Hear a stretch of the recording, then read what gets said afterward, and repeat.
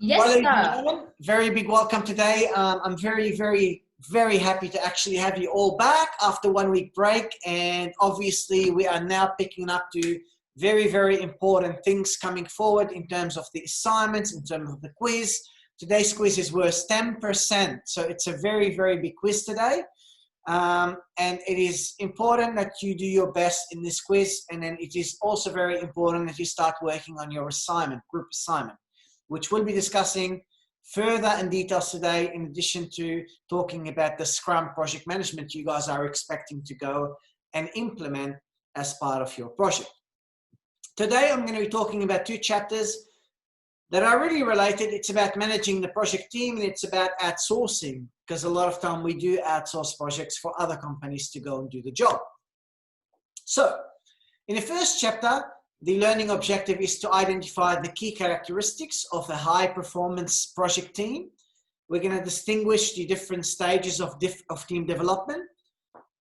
We're going to understand the impact situational factors have on project team development. We're going to identify strategies for developing a high performance project team. And we're going to understand the challenges of managing virtual teams.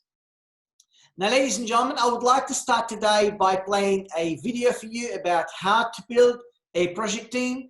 Please take note. It's really very relevant for what I'm covering today. So I'm going to give you, it's not a very long video, but it's a relevant one. So please pay attention so that we can go and ensure you have that knowledge. Thank you.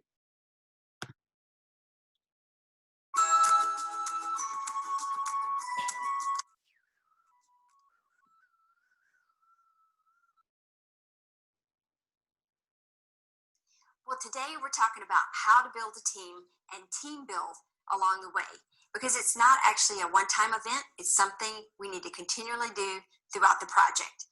So you may ask yourself, why would I need to take the time to build a team? After all, we have all this work to be done. Well, there are benefits to building a team, building a healthy team. With a healthy team, you will get more collaboration among the team members. They're actually talking and sharing, giving ideas, pushing back, and the team feeds off of that. With more collaboration, we get better communication. And with better communication, we get higher project success. The research commonly shows that the lack of communication is one of the leading reasons for failed projects. So we want to avoid that. So we want to build a healthy team. So how do we do that? Well, one of the main things we need to know as a project manager is hands-on, hands-off, and when to be hands-on, when to be hands-off. Hands-on, when you may have a new member on the team, maybe an experienced member on the team, someone who needs a little more guidance. So you let that individual know, hey, I'm here. If you need anything, I'm here. And you give them a little more direction on here's how we do things on this project, or here's how I need you to do things for me. And you may show them the steps, like step 1, 2, 3, 4. Hands off is for more experienced people, more senior people on your team, experts on your team. Let them know, hey, I know you've got this, and if you need anything, you just let me know. That will take you a long way to know the difference between these two. Number 2, just ease up a little bit and maybe less intense. There's some project managers that everything is life and death. And on a project, not everything is life and death. If you relax a bit, ease up, and be less intense, people can relax, have fun, and do more of these things. But there are times when we need to invoke an urgency. There are times where there are things that are critical that we need to really jump to get things done. We also need to make communicating, collaborating simple, fun, and easy. So some of the ways we're talking about being easy is like easy to follow a stream of actions. So different members of the team are working on different parts of the project and they interrelate with each other. So with the software, with the project management software tool, we can better do that because we can set up little collaboration or discussion groups where people can log in and they can access it and contribute that way. Also, easy to understand where you are in the project and next actions to take. Everyone on the project needs to keep up to date on that so they are abreast of what's happening. So for a reminder for your team members that you're trying to build a healthy team with, remember that people are people, and people want to be acknowledged, they want to be seen, they want to be valued and cared for, they want to be validated and confirmed. If you treat people like people want to be treated, that goes a long way for people to want to contribute to the team. And also remember, people really do want to contribute. If they're on your project, they have skills, they have expertise. If you make it exciting, simple, fun, and easy, then they want to get involved. And then so find out how and where they contribute best and help them thrive. So if you need a project management software tool to help you build your team all along the way. So guys, not very interested in the last part about the project management software. I'm just more interested about how we're going to go and get the team. You know, the team needs to be healthy, needs to be collaborating. And there's a lot of things, you know, we need to communicate, we need to engage, we need to make people happy, we need to show people how much, you know, we care about them. We need to go and celebrate the success of people in our team. We don't do that, people are going to go and actually lose the motivation, lose the direction, and lose the interest to go and really work alongside in our team. So if I want to go and talk, ladies and gentlemen, a team is different than another team. I'm going to give you a very small example. Anybody follow soccer here, guys? Anybody follow soccer? Champions League, maybe?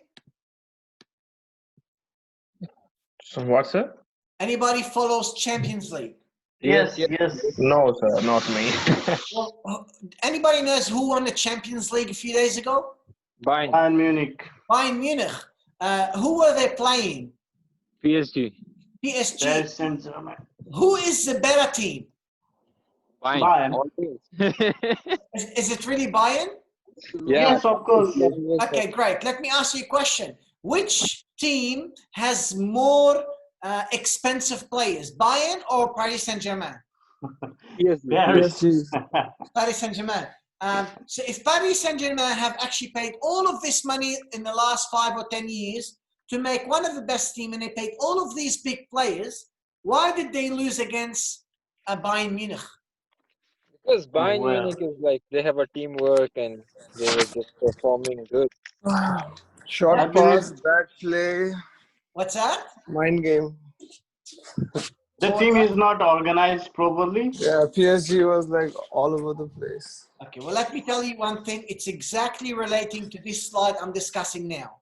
You can see here on this slide, it tells you 3 people equal 10 people because there's a positive synergy, or 3 people equal 2 people because there's a negative synergy. In other words, I might get a team of Paris Saint-Germain, which have all of these best people in the world, you know, most paid players in the world, and all of these things, but these people don't have synergy, don't know how to work together.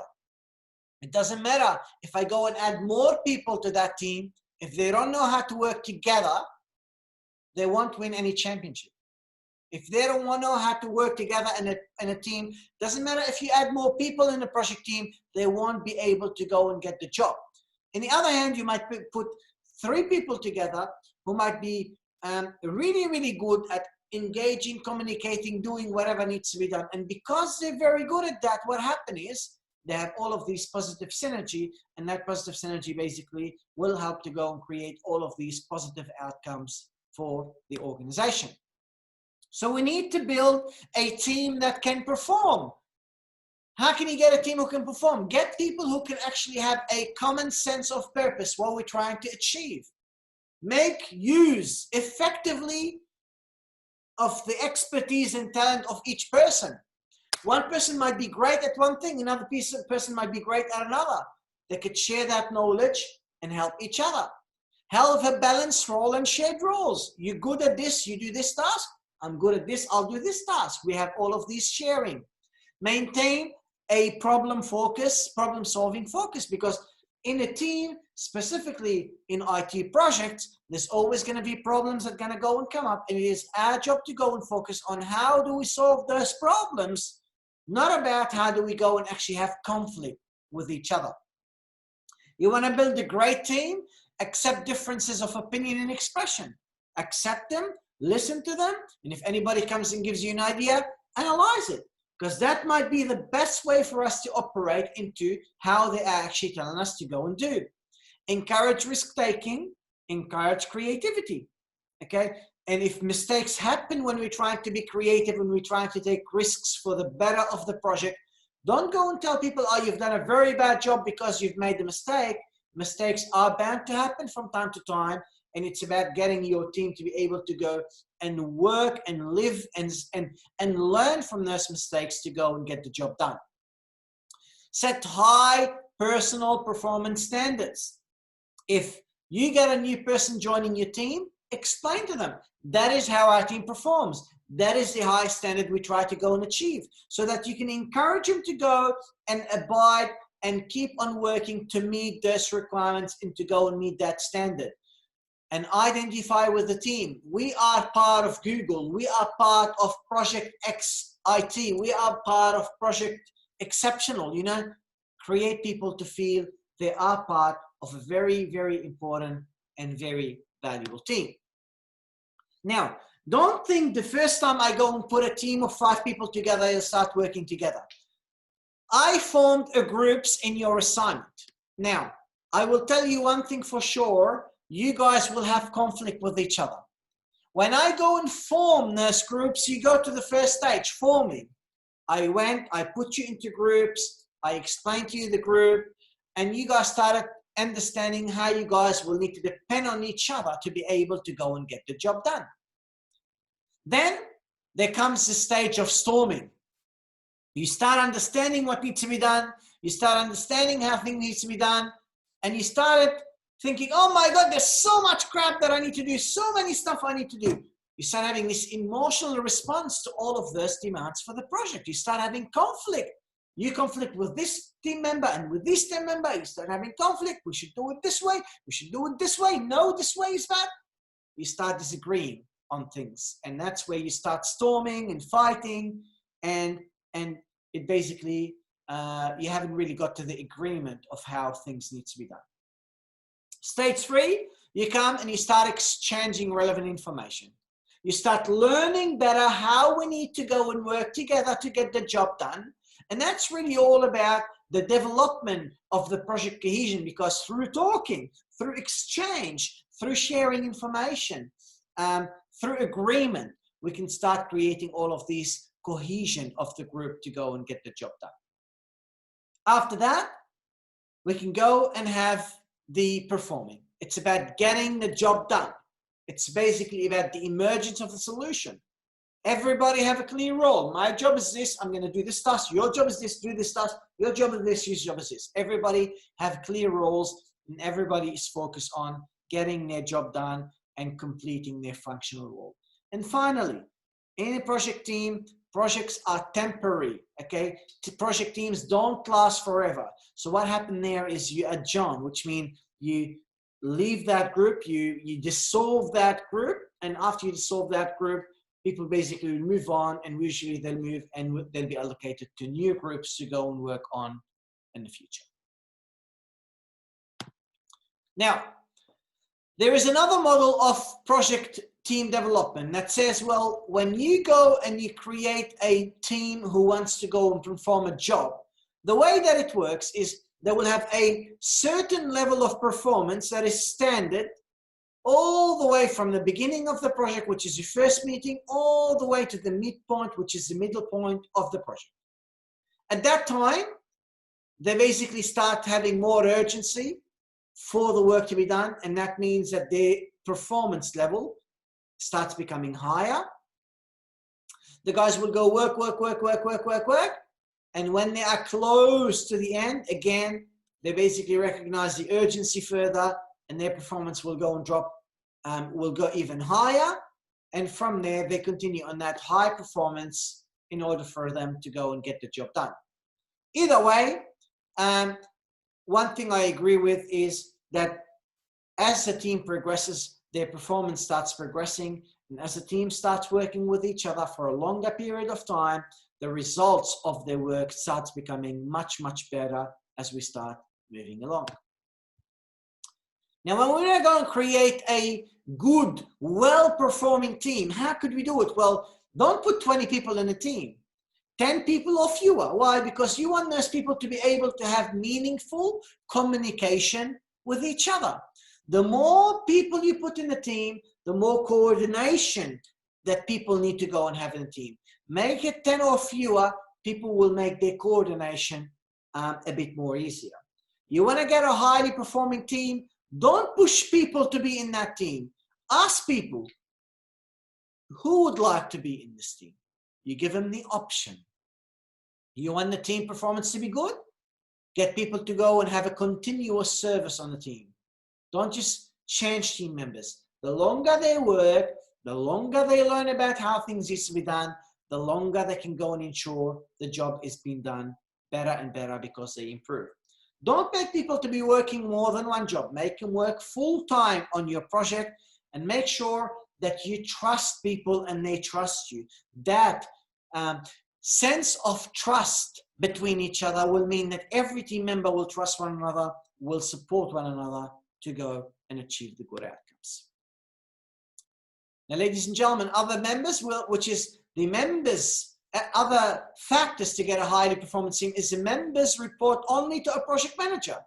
In the first chapter and in the first and second week, we spoke about the structure. We spoke about you might be having people who work in a team, but they basically do team project work and also they do functional work and they report to two different people. That's not very good to have a highly performing team. You want a high performance, you make those people only work and report to the project manager. All relevant functional teams are represented in the team. So if you need people from marketing, from IT, from service desk, from whatever group they are, and they are all important and have a stake in that project, you involve them all to ensure you're going to get the best input from that project team and getting the right outcome. The objective of the actual project must be really, really important, and members should be close to each other, communicating with each other, all of which will help us to go and get an appropriate outcomes to go and be delivered.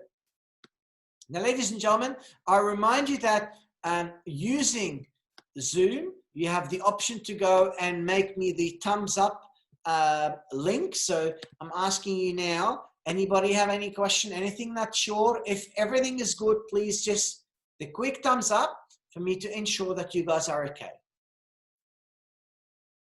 I have 3 people, 4, 5, 6, 7. Many people didn't. You guys okay? Jayan, Sukhbir, Husna? Yes, sir, all good. All good? Okay, that's fine. Perfect. Just want to make sure before I progress. I remind you all the time, if there's anything you're not sure about, you interrupt me, and I'll be very happy to answer your questions.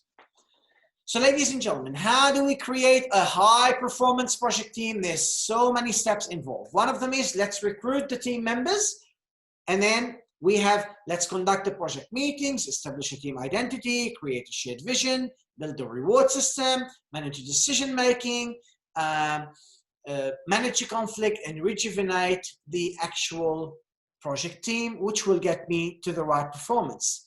Amandeep, I think you raised your hand. Any question? No, sir, it's by mistake. Sorry. No problem. Hi. All right. Now, we need to go and recruit team members, people who want to be on our team. You know, what are the factors that affect whether we can recruit people? Well, it depends on how important your project is. If your project is very, very important, you can recruit the most important people and the best people to go and be on that project. What other factor impact whether you can recruit people? It's about the structure that is basically used to complete the project. If you're working on a functional structure, you cannot really go and tell the functional manager, give me your best employees to work for me on a project. So it depends really on the structure of the project that will influence how things needs to go and be done. How do we recruit?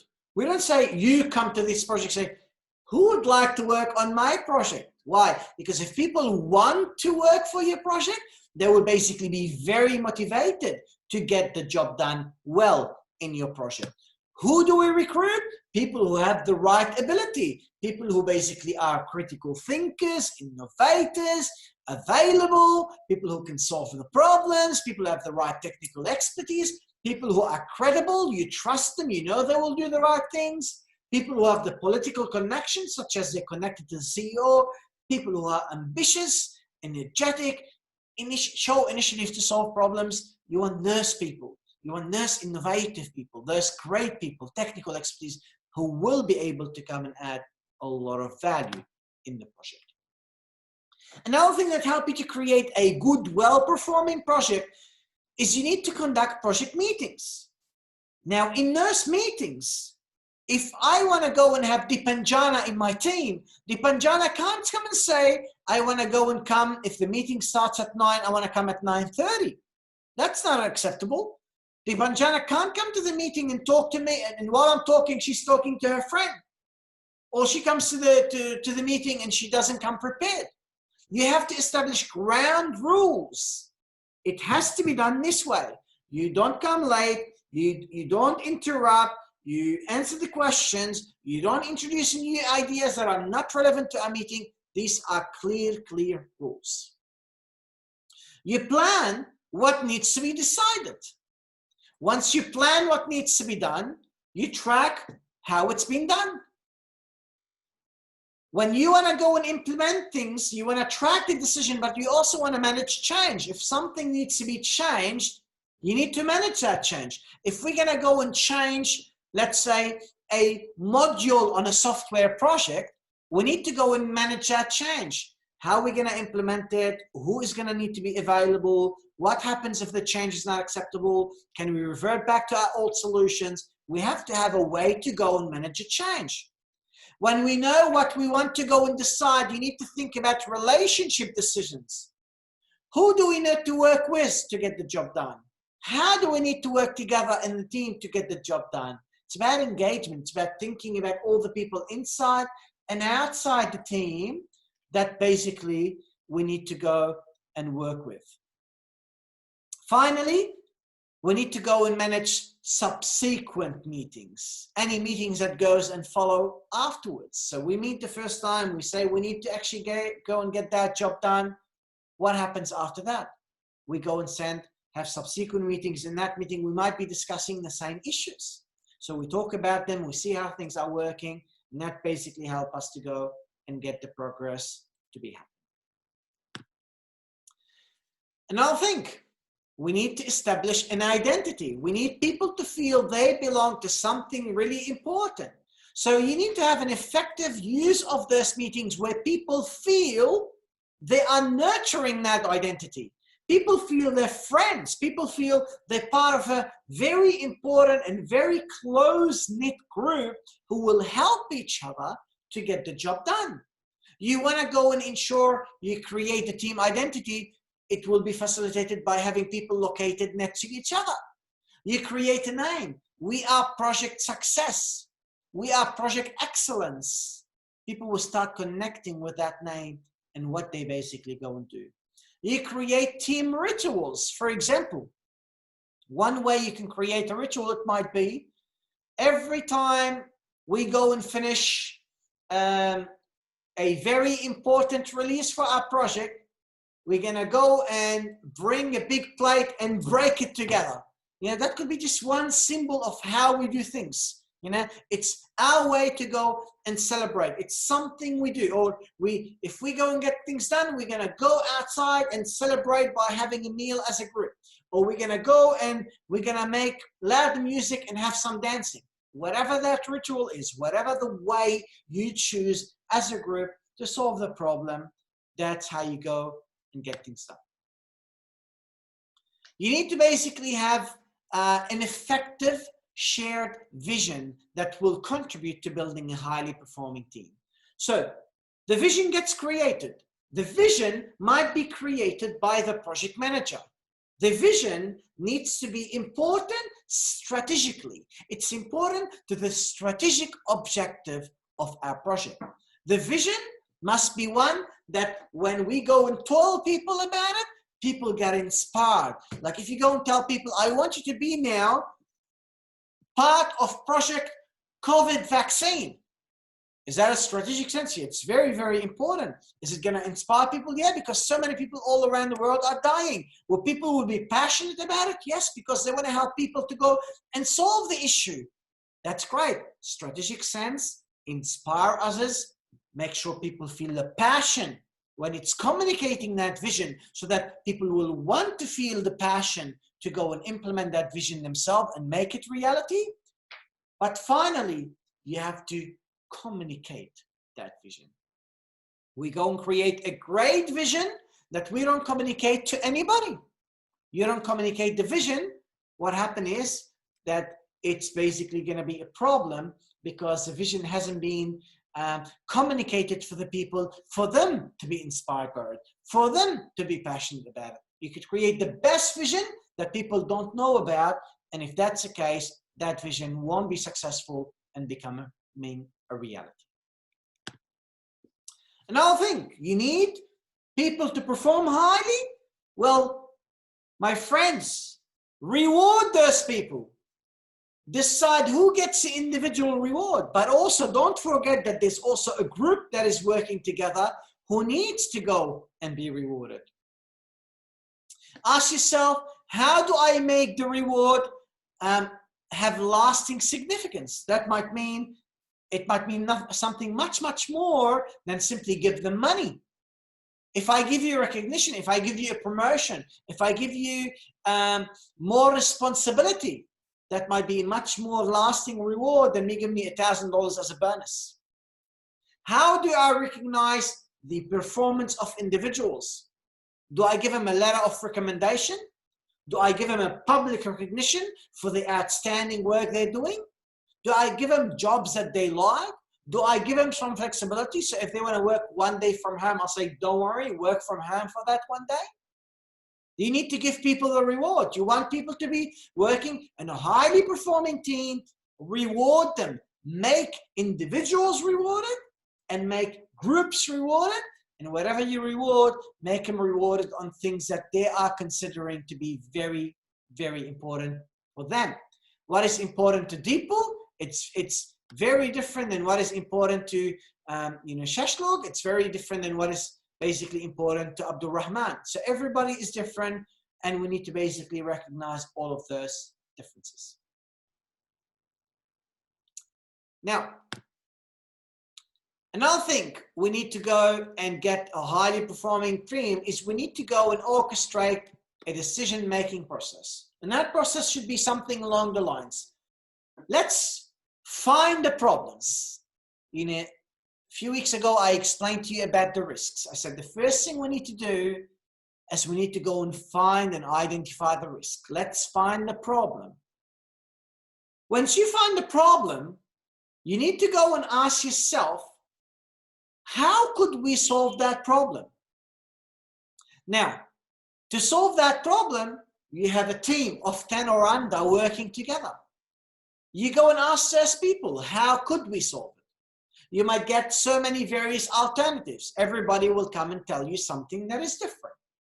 So you go and tell those people, what are the alternatives? People will tell you, you'll discuss together, you'll understand all of these alternatives. Then together, you decide which one of those alternatives is really the best alternative. You decide on that. Once you know which one is the best, you'll be able to go and ensure you get that job done. Finally, you've made a decision, you follow up to ensure that that decision has been properly implemented to reach the right outcome for the project. Again, this contributes to having a highly performing team. You see this here, it's a table. You see everybody sitting on a table, speaking through various interactions, trying to identify the best possible solutions. You want a highly performing team, allow people to go and have conflict. Some conflict is good. Allow people to go and ask all of these difficult questions. Why do you believe this is the best thing to be done? Allow people to discuss it. Allow people to share their different points of view. Allow people to go and be devil's advocate. What does that mean? Well, everybody agrees on this solution, and you say, well, I know you guys agreed on this solution, but could you tell me and convince me why is this the best solution? You go against everybody to kind of really go and show why is that the best solution. Ask the team members to consider something that they might have never thought about. Think about it. You might disagree on it. You might believe it's not the right decision, but conflict about it, talk about it. And if it becomes that it's not the best decision, that's fine. But make that decision after you get all of this relevant information. So functional conflict that is constructive, will help us to get highly performing teams. Dysfunctional conflict is very poor. It's like we're disagreeing, but we're fighting with each other. That's what you need to manage to get a highly performing team. Mediation might involve, I bring all of those two people together and I say, I want you guys to speak to each other and try to find a solution for this problem. You don't make any decision on their behalf, you make them talk to each other and solve the problem out. Arbitrate, I bring you both in the room, I listen to you, and I decide what's going to happen. We have to do it this way, that's it. I don't care what you think, that's how it's going to be done. Controlling the conflict, you might go to a meeting and people are conflicting with each other. They're starting to go and becoming angry. So you come in and say, hey guys, come on, we're having fun together. Let's just work on it together. You introduce a joke. You try to steer this conflict away. You try to control the conflict. Now, sometimes to control the conflict, you might say, okay guys, it seems like we are very upset today and we're not going to be able to achieve the right outcome. So what we're going to do is we're going to go and postpone the meeting for now, and we will come and actually meet again next time. So you basically make that specific decision to try to make some postponement. Sometimes you accept the conflict. People will have conflict. It's not causing much of an issue. It is beneficial. Let's accept it. Sometimes you would say, oh man, these guys are killing each other in the meeting. They're getting no job done. They're affecting the team. They're affecting the progress. So what do you do as a project manager? You go and you eliminate the conflict. That means you will kick them out of that project group to ensure that the job is going to get done. Any questions, my friends?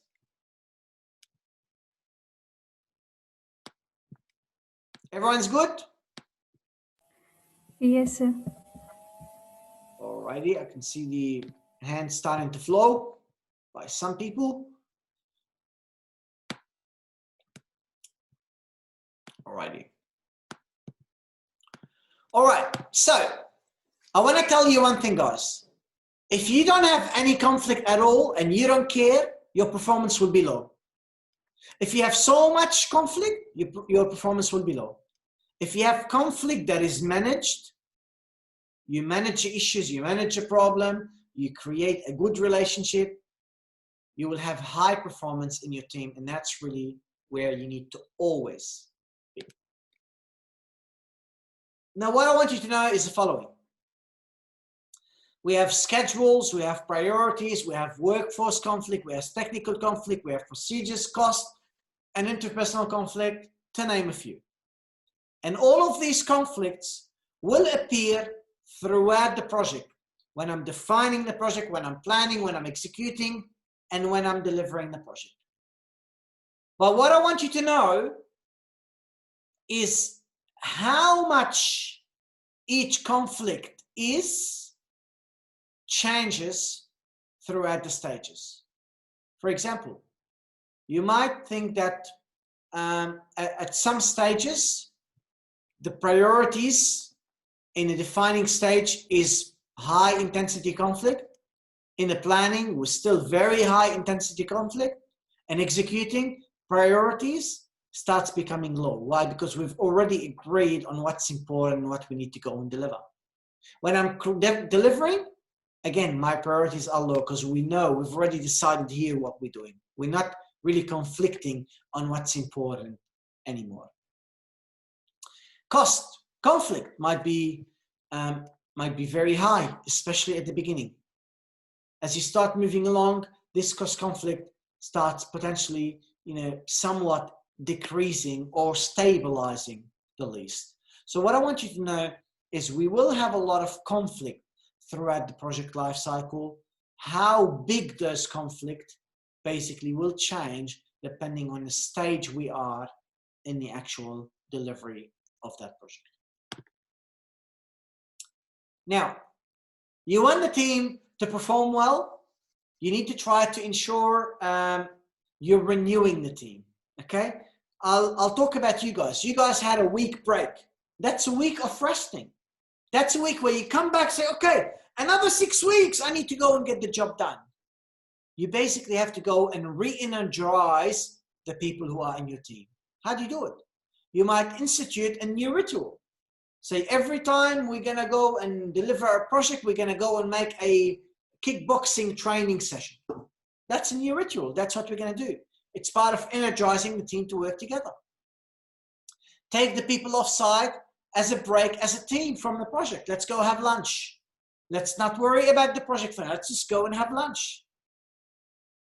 Put the team in a room and make them watch an inspirational movie.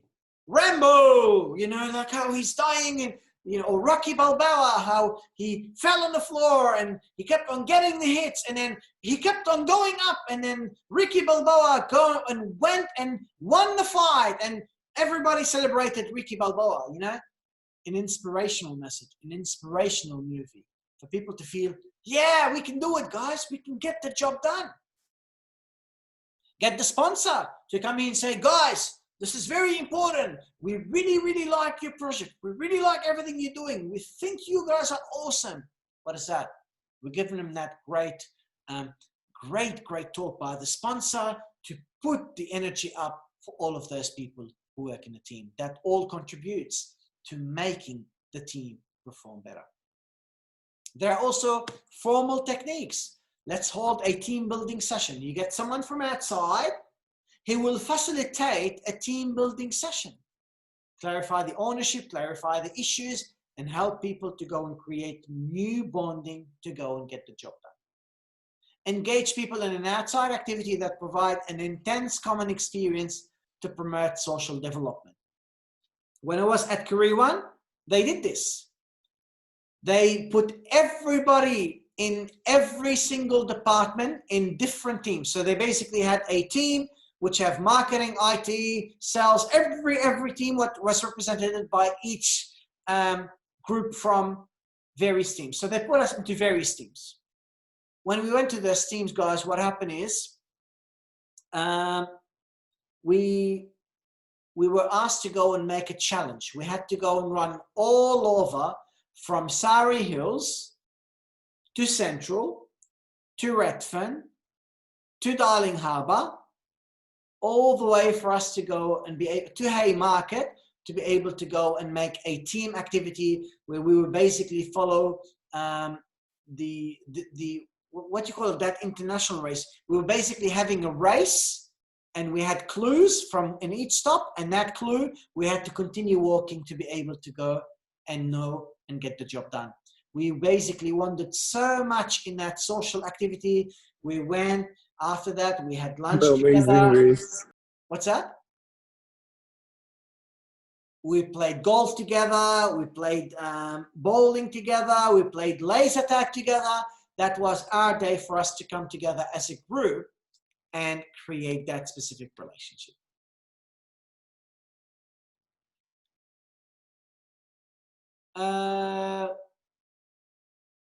Salman, there's nothing wrong with the meeting. Guys, is anybody being disconnected from the group? No, sir. Okay, sorry, Salman, there's no problem. Everybody is connected. I think it might be a problem with your internet connection, my friend. So I recommend maybe disconnect and then connect back again, if that's okay. Yes, sir. Just disconnect the All right, meeting and then connect to the meeting. Sorry Thanks. about that, man. Thank you. All right, guys. Now, a lot of time we'll be working with people who we do not see. You might be in Australia working with people in India. You might be in India working with people in the UK. And when you don't see those people, when they are in various places, it is very hard to go and develop trust with each other. So to be able to develop trust, you need to try to do things. For example, you might want to go and exchange your social information. Could be your Facebook, could be your LinkedIn, could be your email, could be your phone. It's basically you try to find a way for you to go and connect and work with all of those people. You set clear roles for each team member. They know exactly what you need to do. You know exactly what they need to do. And that basically, if you see that everybody is doing their job, you'll be able to start trusting that they know what they're doing and they're getting what needs to be done to be completed on time. You develop effective patterns of communicating. How? You keep the team members informed of how the project is actually tracking. If there's an issue, they need to know. If everything's going well, they need to know. Do not let people vanish. Now, when someone is in a different country and you don't meet with them regularly, that's called vanishing. You need to see those people regularly, even if they're not in your team here in the same country. Zoom, WhatsApp, Facebook, whatever it is, video conferencing, whatever it is, you need to ensure that those people will remain connected with your project. Establish a code of conduct to avoid delays. Code of conduct basically clearly explain what are the expectations and what are the responsibilities. Each person will need to know that this is the conduct, that's how we expect everybody to be performing, and if you don't perform this way, we basically will say you're not meeting with the conduct of conduct that we have all agreed on. Establish clear norms and protocols for surfacing assumption of conflict. The norms might be, we will basically have to go and, I don't know, say hello to each other every single day. The norm might be that whenever we meet, we're going to go and, I don't know, welcome everybody and individually and basically get them to tell us about how things are with them from a family perspective, not a work perspective.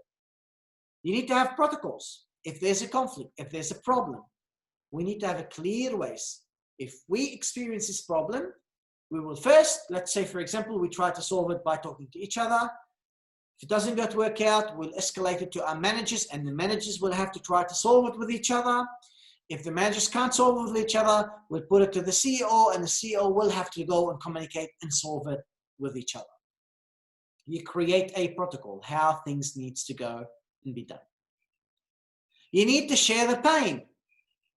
Guys, what time is it now in Nepal?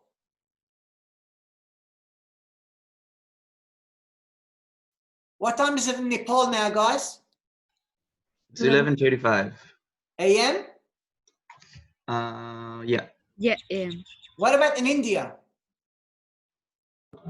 11:20 AM. 11:20 AM. Okay, Yes. so let me ask you a question. Who said 11:20 AM? Sukhveer. Sukhbir. If I go and I say to people in India, we're going to go and have a meeting at 7 o'clock Australian time. What's that? If I go and tell people in India who work with me on my project, I'm going to say our daily meeting is going to be at 7 a.m. Australian time. Yes, sir. Okay? So Yes. what time is 7 a.m. Australian time and Indian time? 2:30 a.m. 3:30 a.m. Do you think they're going to be happy with that? No. No, sir. I'm Never going to ever. sleep. What are you talking about? 3:30? I'm going to be, I don't care that you guys want to do the meeting in the morning. So that's why what we say, you share the pain. One day, It depends on the paying, sir. one day, you might meet at night time where it's basically lunchtime in India. One day, you might meet at 9 a.m., which might be 6 a.m. in India. So what you do, you try to find a time that suits everybody, and not simply, if it's going to, not simply people in India need to wake up 3:30 in the morning every day. It's not fair. Sometimes Australian people might need to go and, let's say, stay late to have the meeting. One day you have the pain, one day I have the pain. We share it. Look here. How do you share it? United States, Australia, and Scotland. Downtime is where people are unavailable. You see, at this time, people in America are not available. Prime time is the best time for Australia. This is the prime time to have a meeting. Secondary time, it's a secondary time for Australia to have a meeting. To find a time that is suitable, it can't be this time. People don't want it. It can't be this time. It can't be this time. So you might, for example, meet at, let's say, 9 p.m. Australian time.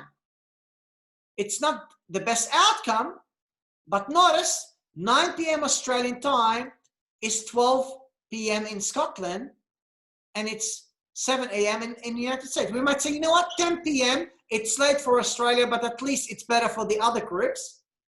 But in contrast, we say, okay, but the other times, we're going to have the meeting 7 a.m. Australian time, which might be 10 p.m. in Scotland. So you kind of try to share the pain.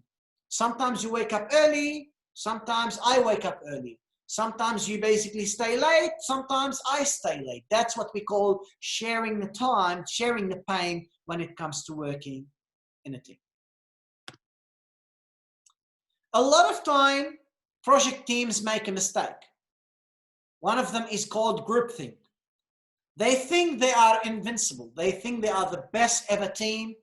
And because of that, they start taking risks. They start not planning and considering the risks and the problems very well. And that results in that project team failing to achieve the required outcomes. Sometimes they have what is called bureaucratic bypass syndrome. They think they are very important, and they try not to follow the processes required to get the job done. And because they're not following the processes required, other team members or other people in the organization see how this project don't follow the actual processes, and they basically start getting upset that this team is not really following and respecting the rules that basically hold the organization together. Sometimes you have team spirits become team infatuation. Basically, we start believing in ourselves. We initially, we go and have that spirit where we believe things need to be done in a certain manner. We keep on working. Eventually what happened, we lose all of our spirits. We no longer feel motivated, and we basically no longer be able to go and get the job done the way it needs to be done. Sometimes we go native, which is we go and we start thinking about what is the requirements of the client only, and forgetting to taking into consideration the requirements of the project team, and let's say how we need to follow the scope requirements, how we need to make sure that change requests are being logged and so on. We might basically no longer support the project team on how things need to be done. We start thinking, well, that's a client, he wants this to be done. And even if it doesn't meet with how we believe things need to be done, we just go and simply agree with it. That's called going native. We want to do what the client wants, and that's not necessarily the best thing that is going to be beneficial for the project. Now, ladies and gentlemen, the other chapter we've done is all about the project. How we're going to go and have motivated project, highly performance teams, and so on. Now we're going to talk about outsourcing. Outsourcing is really about getting someone else to go and get the job that you want to be done. For example, I have a project that I need to go and achieve, and rather than me going and achieving that project and doing it myself in my team, I might go and employ an IT company outside my business, say, you go and do that job and you deliver that specific things for me. We're going to talk about how do we manage interpersonal relationship when it comes to outsourcing. We're going to understand the advantages and disadvantages of outsourcing. We're going to describe the basic elements of RFP, which is request for proposal. We can identify best practices for outsourcing project work. We're going to talk about the principled negotiation. How do we negotiate? And if we have time, I'm going to put you in a tutorial and allow you to go and engage in a negotiation exercise yourself. We're going to go and describe the met expectations model of customer satisfaction and its implication for working with projects, with customers on projects. We're going to describe the procurement management process. If we're going to go and procure and get resources and get machines and things like that, what process do we need to go and follow to make this procurement? And we're going to talk about the difference between fixed price projects and cost plus contracts and their advantages and disadvantages. Now, ladies and gentlemen, a lot of time we try to create what is known as partnering.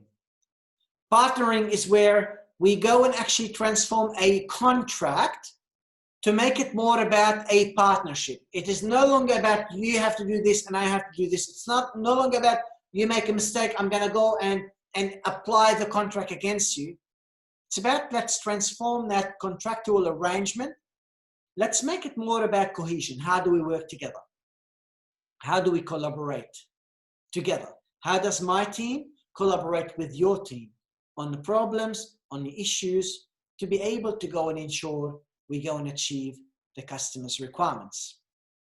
The reason why partnership is important, because it assumes that the traditional way for us to go and work together, it does not work. If I go and say, I'm the owner, you're the contractor, you do things by yourself, we don't engage together, it's ineffective. We did try that before when I used to work in Career One. We said, do you have the contract of delivering our system to be able to go and run the website? We paid the contractor $1 million. We got nothing. We lost $1 million because we did not engage together. We did not collaborate. We did not solve problems together. We basically assume that you'll have your goals and we have our goals. What you need to do when you create partnership, we basically have to have common shared goals. We have to have common mutual benefits so that we're going to be able to go and get the projects to be successfully delivered. There are so many factors that support us to actually have good partnership. We need to have common goals. We need to basically understand that there are very, very high costs associated with adversarial approach, which is you work by yourself and I work by myself, because there's no agreement, there's no collaboration, there's no understanding of what the issues, there's no understanding what we try to do, there's no common goals. It does not work. That's why when you go and create partnership, it's really much more beneficial.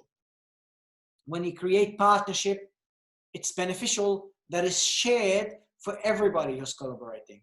I benefit as a company, they benefit as my contractor, but we are basically building what is known as a good partnership.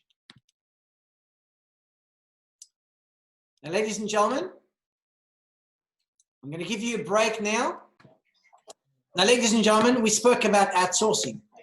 You know, when we talk about outsourcing, I'm going to just kind of share it to you with a very, very small perspective. If I talk about, I want to go and create one reclining chair, that one chair requires parts, requires manufacturer to make those parts, requires a project manager, requires a company who's going to go and give you the catalog so that you can sell it, requires inventors, requires legal firms, advertising firms, marketing firms, requires tools, and the firms will sell all of those tools. If you think about it, you cannot go and make the whole chair yourself. You cannot go and make the, make the tools. You cannot go and make the marketing. You cannot go and make the legals firm. You cannot go and become the inventor. There's so many things involved that tells you, well, you need to go and get some work to be done by somebody else and leave some work to be done by you inside of your company. So this is really where the importance of outsourcing basically becomes very clear, because there's so much involvement, there's so many people you need to go and engage with to be able to go and get the job done. If I go and think about outsourcing, we have a lot of benefits. We can get things done cheaper, we can get things done quicker. Why can we get it done cheaper? Well, because these guys are experts in their fields and they basically have managed to get to a stage where they could get things done much more efficiently. Why can we do it faster? Again, relating to the efficiency, and also because these people are very much focused on your project and they have a dedicated project teams to ensure your project gets done as quickly as possible. Now, these people also have a high level of expertise. These people are flexible, which means if you come and tell them today, guys, I need you to go and employ more people to go and work with me on a project. People basically become flexible. They will add you more people. You will pay them, but at least they're flexible to go and get more people to go and support you at any point of time. Disadvantages is when you're outsourcing, there's a lot of coordination breakdown, especially if there's no partnership. If you say you do it and I do it by myself, there's no coordination, there's a problem. It means you're going to lose control. Why? Because you're not monitoring what they're doing. You're trusting their ability. And the last time we did this in an IT project, we lost around $1 million. A lot of time, there's interpersonal conflict. Why? Because they have their goals and you have your goals. They're totally different. They don't merge.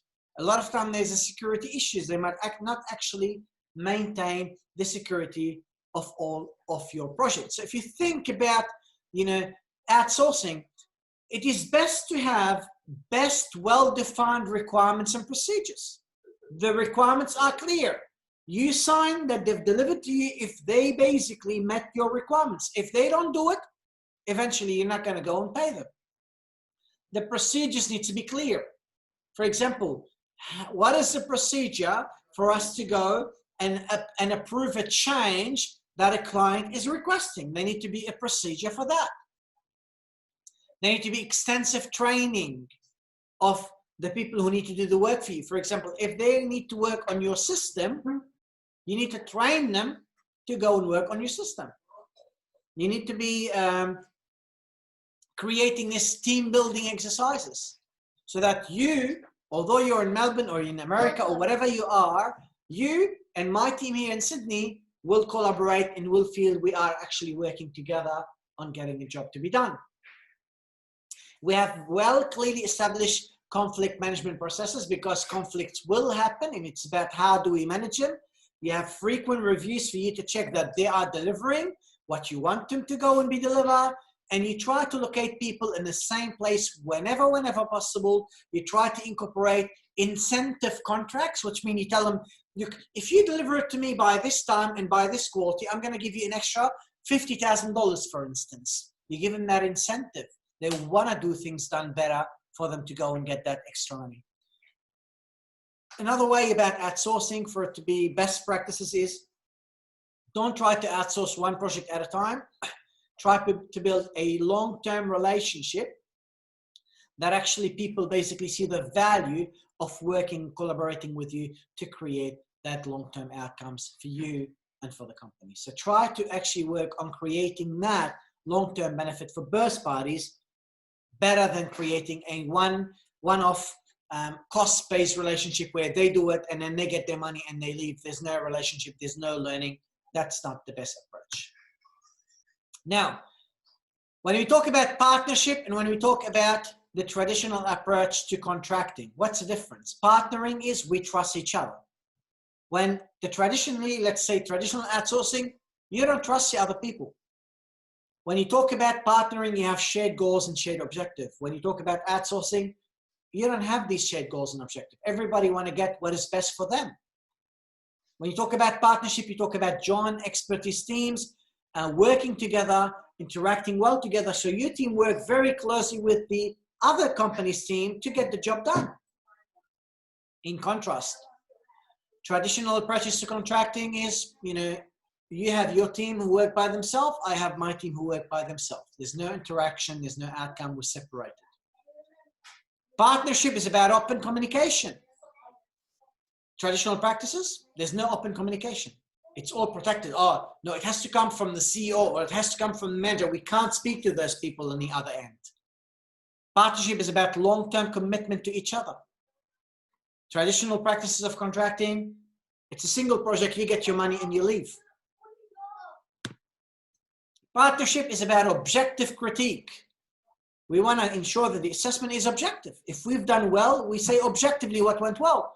We're not scared that if the partner haven't done well, we're going to sack them. That's not the purpose of trying to make an assessment. In traditional contracting, it's fear. If you go and actually make an objective assessment for them, you basically fear that they're going to go and actually have a reprisal against you. They're going to sack you. They're going to do something against you.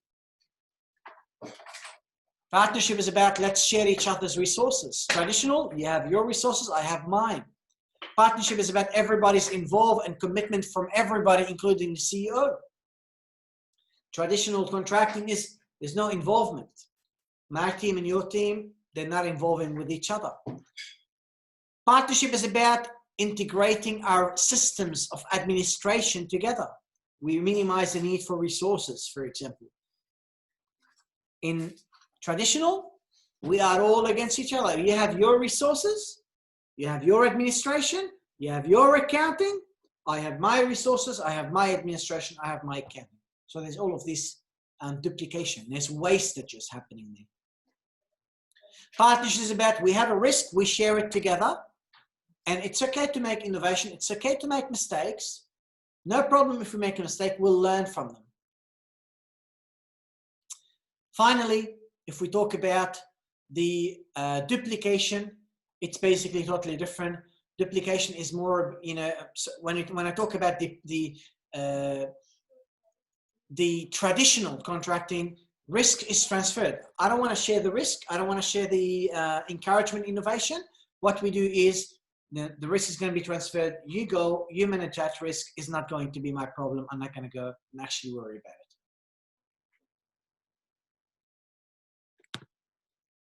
Now, what are the strategies for communicating with outsourcers? The strategies include, we need to go and recognize that the culture in my company is different than the culture in your company. When we understand those differences, we need to understand how do we actually communicate together. Choose the words wisely. If a word is going to be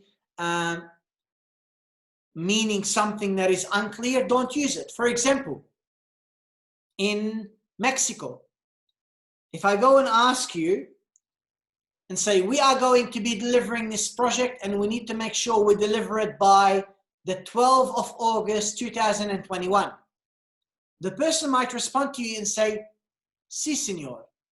Sí mean, I understand. It doesn't mean I agree with you. So your understanding, if you say, sí, señor, you might think, oh, okay, they agree to go and get the job done by this time.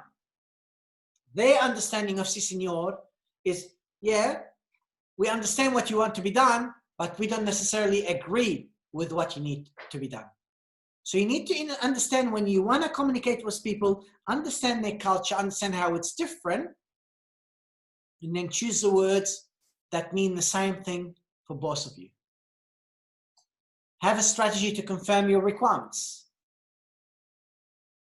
When we were working with one project team in India, we were working with a person who had a bit of a difficulty speaking English fluently without a very strong accent.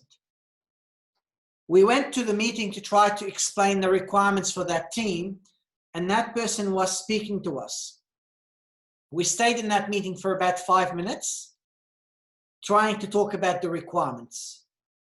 Eventually, she wasn't understanding what we're saying because of our accent, and we were not understanding what she's saying because of her accent. So the way we actually went to try to confirm the requirement is we told her, go and read these documents, and when you finish, we want you to go and rewrite this document in your own words to show us that you did understand the requirements. This was our way for us to confirm that the person who's working with us as the outsourcing company understood exactly what we want to go and get done. We need to set deadlines. This thing needs to be done by the 20th of January 2021. That's a deadline. It can't be after that. If you give them an open timeline, you will never get job done within the expected regulation and timelines. When you go and create all of these partnerships, you create a charter. The charter go and specify everything that needs to be done. It basically specifies what are we trying to go and achieve.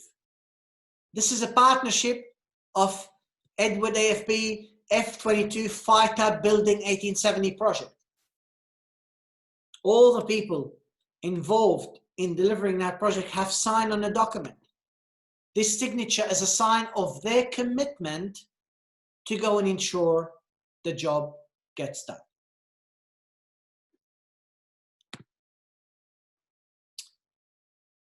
Now, before we go and start the project, we need to set the stage required to create a successful partnership. We need to first of all select the partner. The partner needs to be someone who wants to work with us voluntarily. The partner must be someone who is experienced. The partner must be someone who is willing to do the work that is required. The partner should be someone who has a commitment from top management to work with our company. Once we select our partner, we need to have a team building. And when I talk about the team building, not simply my project manager needs to be working well with my team. My project manager needs to basically build a good relationship with the project manager in the other organization who you want to go and create a partnership with. When I talk about, creating the right partnership, we need to create the right team building. The stakeholders, extend the partnership commitment to include other managers, other specialists in your team and in the other company. Let them team building together, let them collaborate together so that they can feel they work based on one team and they're not really working for separate organizations. Establish an environment where they believe in the we. We are working on this project. Rather than I am working on this project and they are basically delivering that to me as a contractor. Forget about us against them. Create a we collaborative culture. To create that we culture, we try to establish, if you want, relationship between different people, a lot of time by trying to locate those people together and putting them in the same location. It will help create all of this engagement that we're trying to go and deliver. We need to create processes that will allow us to ensure that when problems occur, when things don't go according to plan, we will solve them. How? Let's have a problem resolution process. It's very clear, everybody follows. Let's have a continuous improvement process. So if something doesn't go according to plan, no problem. We will find a way for us to go and make a good improvement.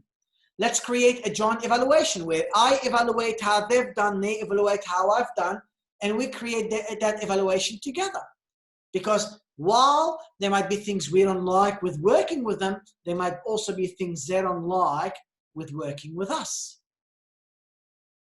Try to create persistent leadership. Persistent leadership from our end and from their end, always going to ensuring they're directing the team to understand the value of working together, the value of solving the problems, and the value of always basically working as a we rather than as us against them. Now, there's one thing when I used to go and work in Career One, which used to be very, very important for us. And that one very little thing was, when are we going to go and celebrate success? Success used to happen all the time. We achieve a milestone, we reach a goal, we get a phase, we basically get something to go and be happening. So we have to celebrate that success. How do we celebrate it? We were conducting a joint review of accomplishment and disappointment.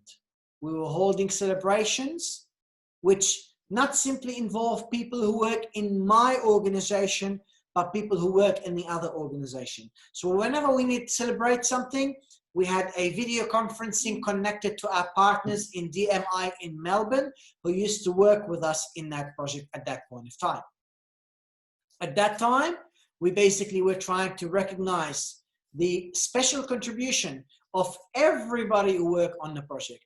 And this includes people who work on our end and people who work on their end from the Melbourne office. I spoke about evaluation. You want to evaluate how they've done, they want to evaluate how you've done. For example, you might ask a question. Communications between the owner, contractor, and personnel are easy, open, upfront, or difficult and guarded. Top management support the partnership process. Do we agree or not? Problem solving, are attacked promptly or are they ignored? Cooperation and contractual personnel, what's happening, or the owners were not cooperating with the contracted personnel. Responses to problem issues or concerns frequency become treated as a project problem or treated as you have made a big mistake. It's a personal issue and it's a personal attack against somebody else. You make those evaluations. You evaluate them, they evaluate you, and you'll basically see how people are perceiving that relationship to be and how beneficial it is. Now, a lot of time partnership does fail. Why? Because senior management fails to address a problem, or senior management does not empower people in your team or in their team to go and solve the problem themselves. Why does every problem need to be escalated to a senior manager? There's no need to, if we go and empower all of our team members to go and get the job done. Cultural differences are not adequately dealt with, such as a common team culture problem. We need to understand that we are different. We need to understand that the culture is different. We need to deal with those differences and create a culture where we become a we rather than an I against a them. There's no formal evaluation to identify any problem or any opportunity. And that's why we create a partnership that eventually goes and fails. We don't give an incentive for our team members or for our partners to go and continue to improve. So if we don't give them any incentive, we don't give them any benefit. If I go and tell you, you're going to work on my project for the next year, and then after that, I'm going to go and use someone else. What is your incentive to improve? There's no incentive. So that's why there is no benefit. That's why partnership does fail. Ladies and gentlemen, do we have any questions?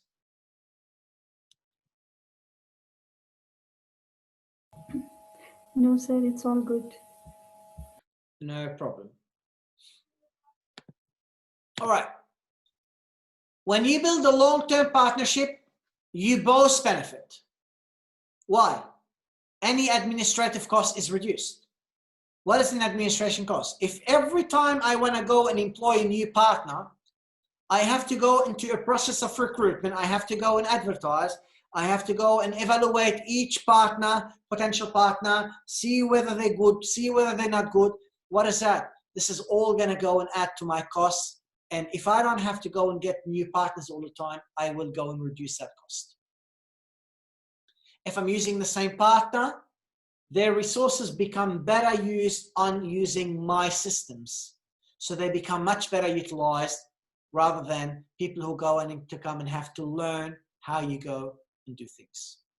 They know your communication channels, and they basically help to go and communicate properly and quickly using those channels. They know that you want innovation to be improved. They want the best that you want. They basically think it's a we. And whenever they find something that could improve your company, they will tell you about it, which will improve your innovation. They will always seek to become better and better performing. And this becomes very easy to achieve because they are very well accommodated and used to working with your team. There's no conflict, there's no new forming of the team.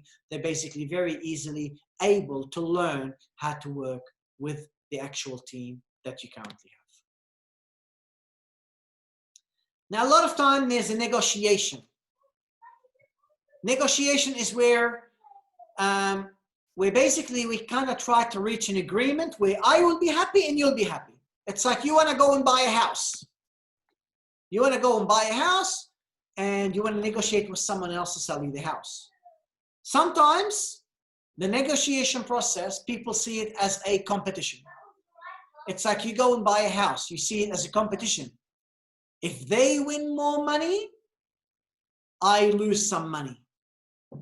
Sometimes you find it as, you know, we can collaborate together to get the right outcome. I get something that they are happy with, and I get something that I'm happy with. They won because they got enough money. I won because I got a good house for my family, for example.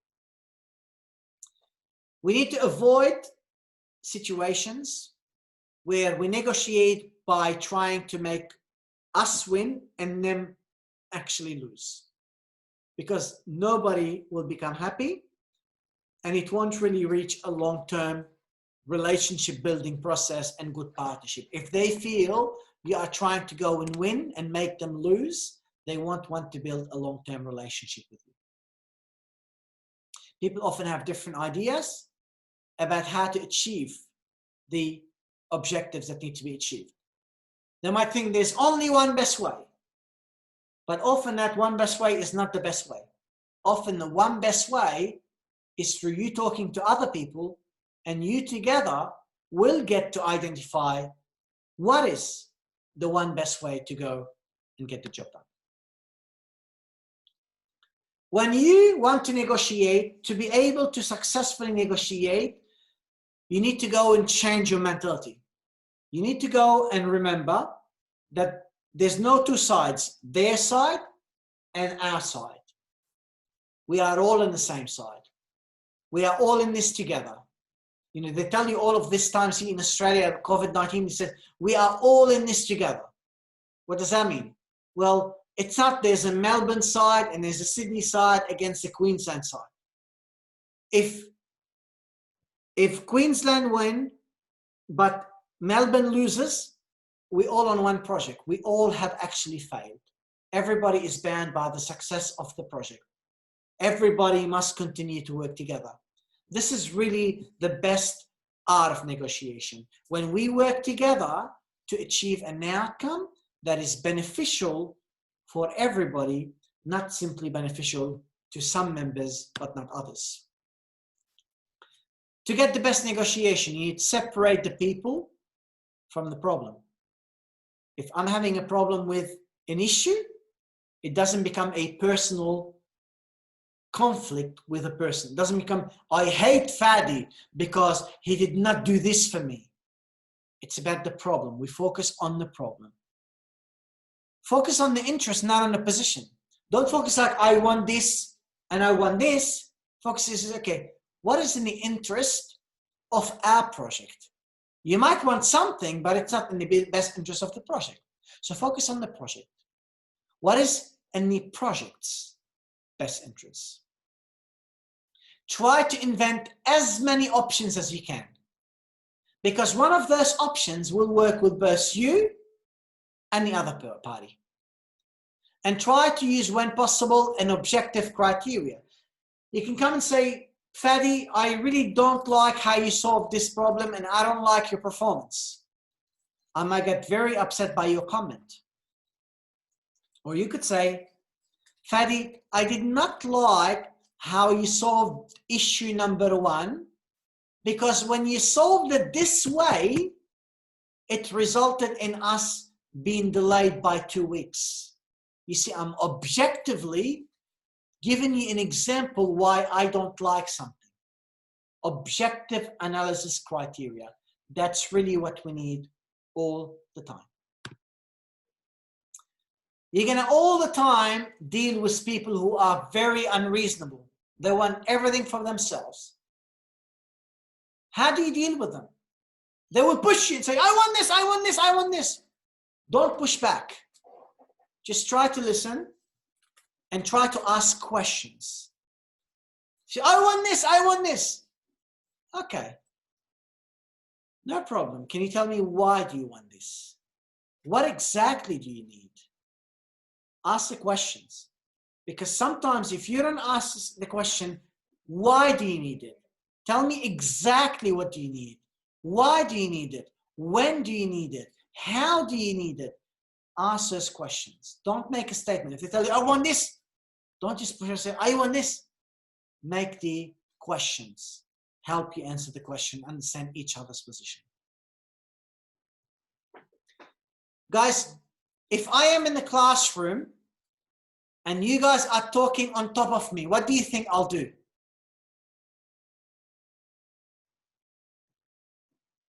If I am in the classroom and you are talking over me, what do you think I will do? You'll ask us to stop. Okay. How do I ask you to stop? You'll ask us to listen you. Yeah, but how do I ask you, Sujata?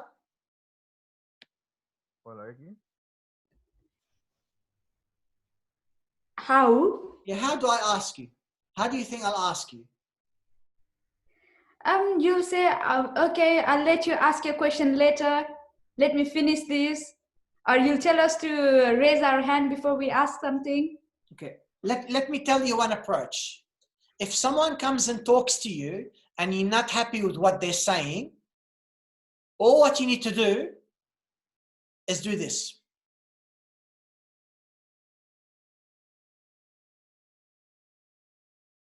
What am I doing? Keep quiet and listen. I'm keeping quiet. You're talking and I'm keeping quiet. Do you know what that does? No. That puts pressure on the other party to say something. So if I am in the classroom and you guys are talking, I could stand, look at you and say nothing.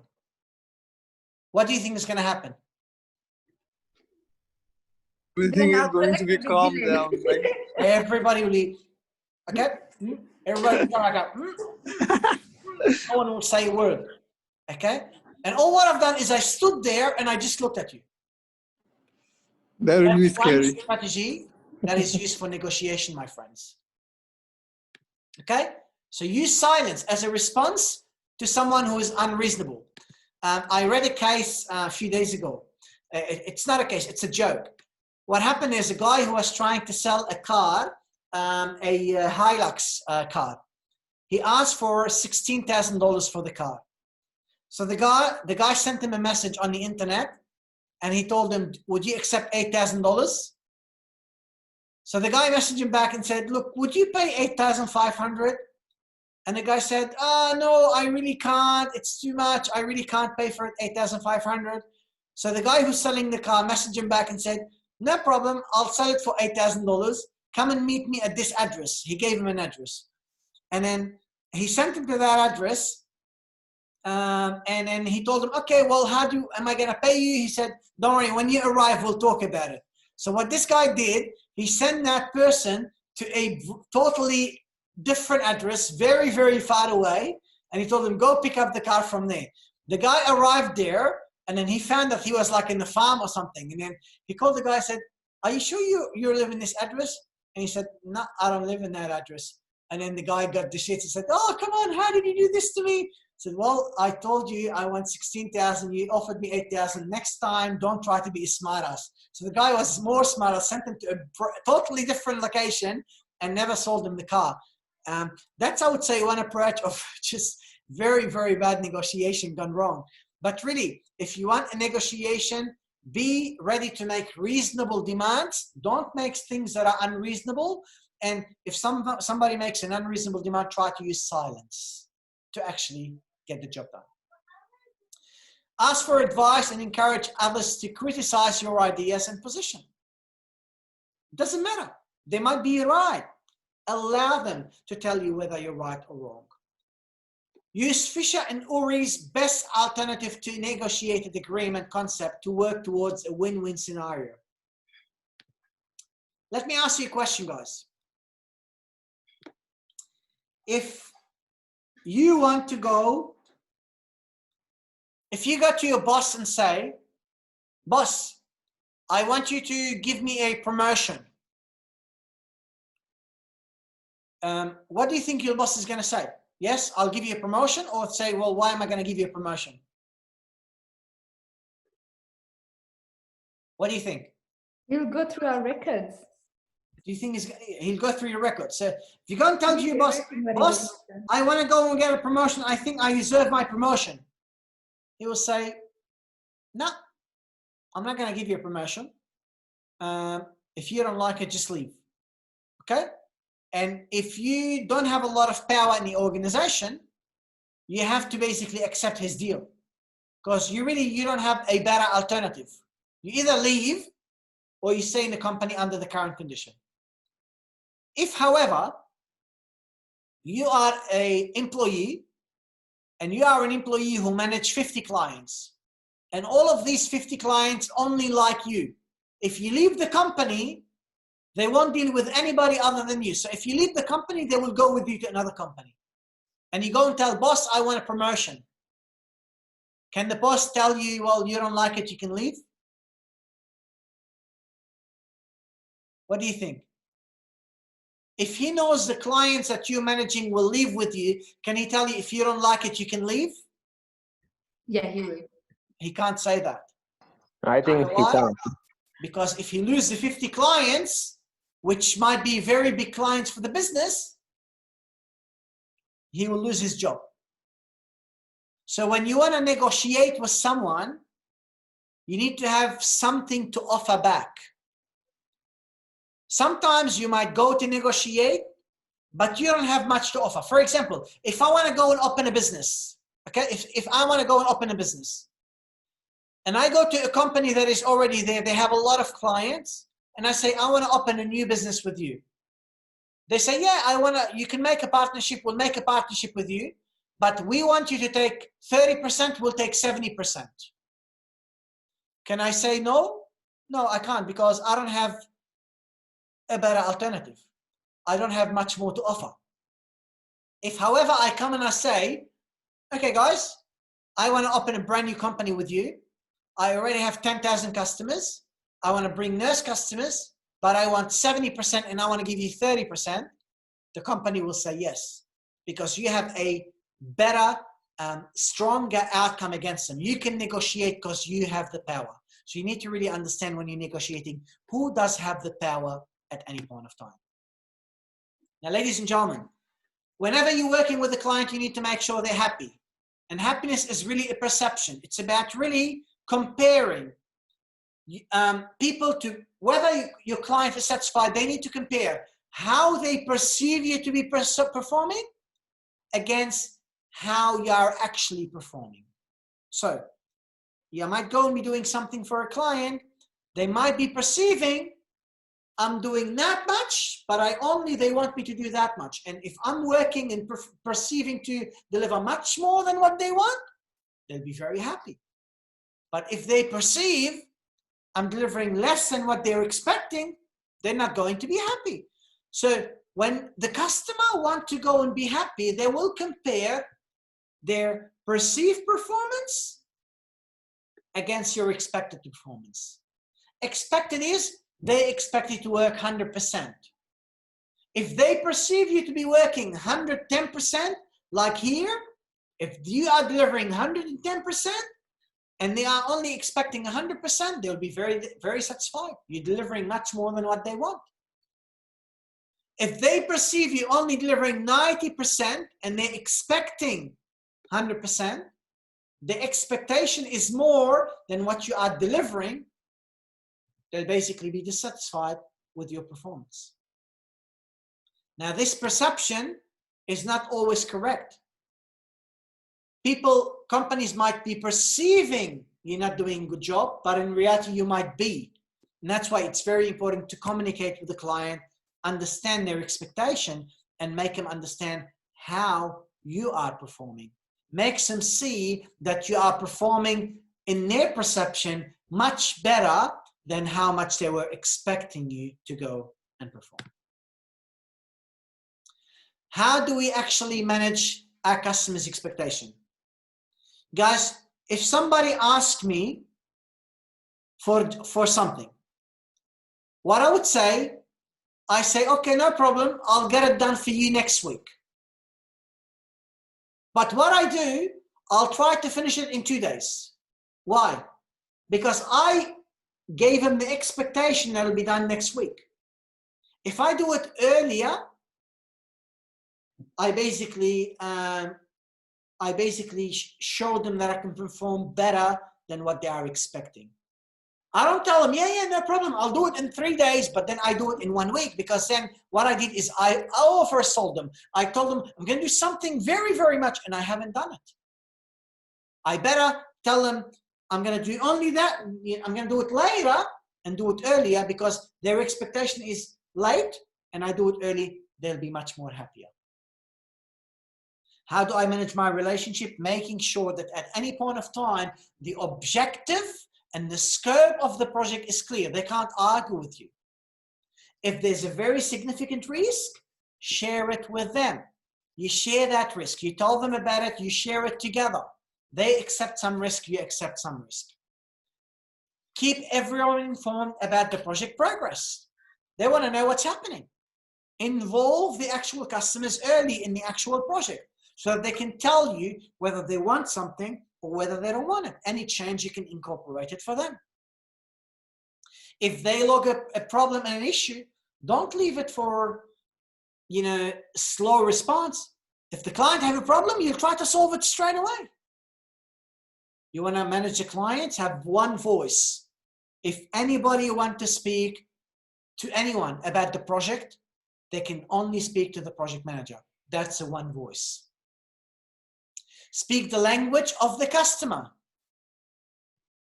If I tell you, if you go and tell a customer, okay, I'm going to go and actually install, I'm going to go and run IP configuration on your computer. Do you think the customer is going to understand what you're saying them you're going to go and do?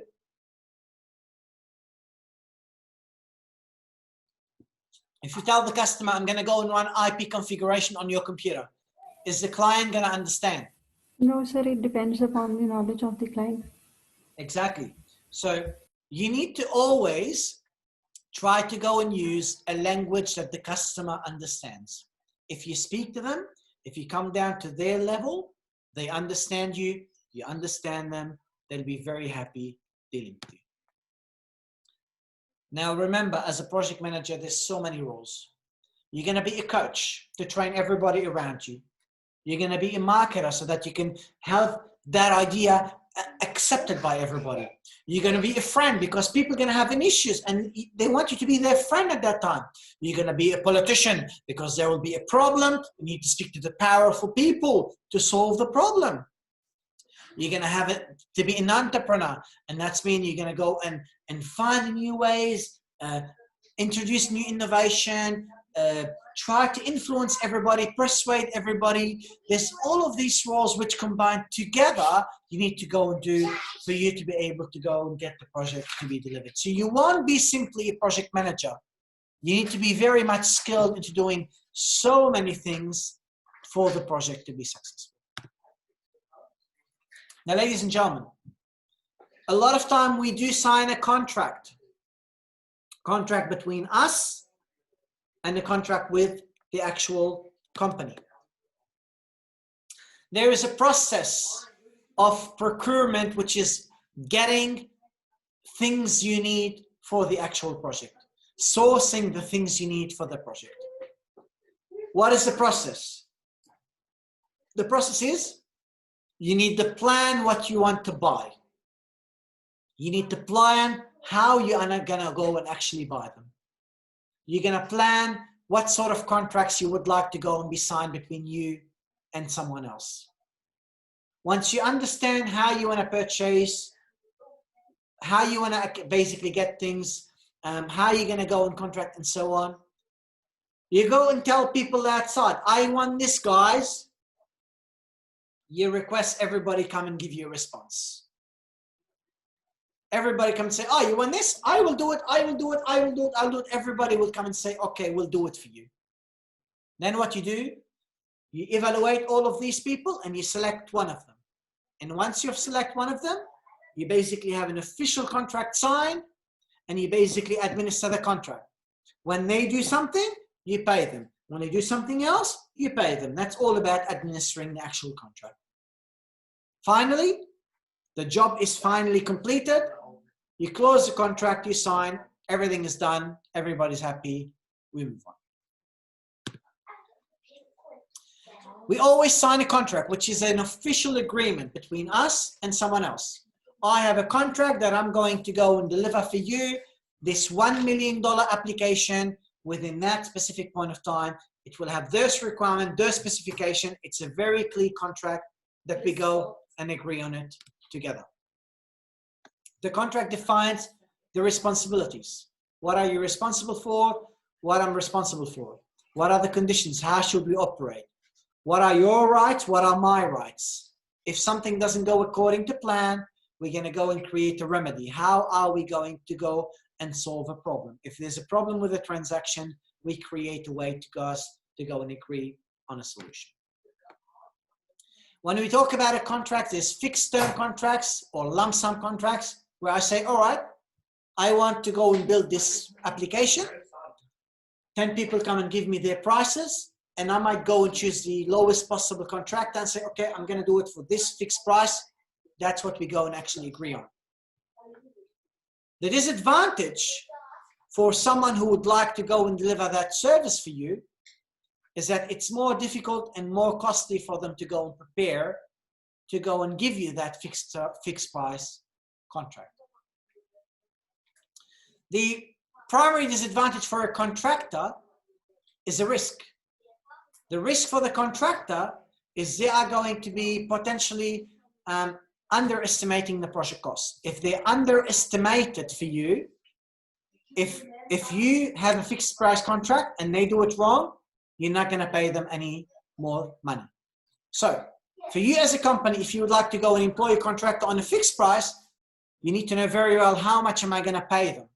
And that's costly for you to understand, comparing to the risk for the contractor who accept that fixed price that you go and deliver. Cost plus contract is where we say to the contractor, go and do the job. And once you do it, we're going to go and reimburse you. We're going to go and pay you more money after you go and actually get that project to go and be delivered. So that's a cost plus contract. We'll pay you the cost plus, let's say, an extra 10% of how much that specific project goes and does cost you. The risk to the client is they are relying on the contractor's best efforts to ensure they're going to get the project completed as quick as possible. Simply speaking, there is sometimes a high risk for the buyer, as there's sometimes high risk for the seller. If we talk about the fixed price contract, the seller, okay, will have to go very high risk, because if they go over that price, they will get not even $1. The buyer, if they say fixed price, it's low risk for them. I don't care if it's going to cost you more, it's not my problem. If I talk about cost plus percentage, then the buyer have a high risk, because how do I know that the seller is going to try to finish the project as quick as possible? The answer is, I don't know. But the seller is low risk. Why?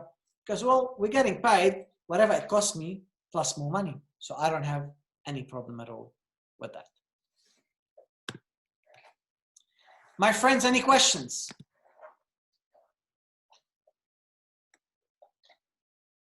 Any questions? No anybody? questions, sir. Thank you. Okay, guys, we're going to talk during the tutorial today about your assessments, which are very important.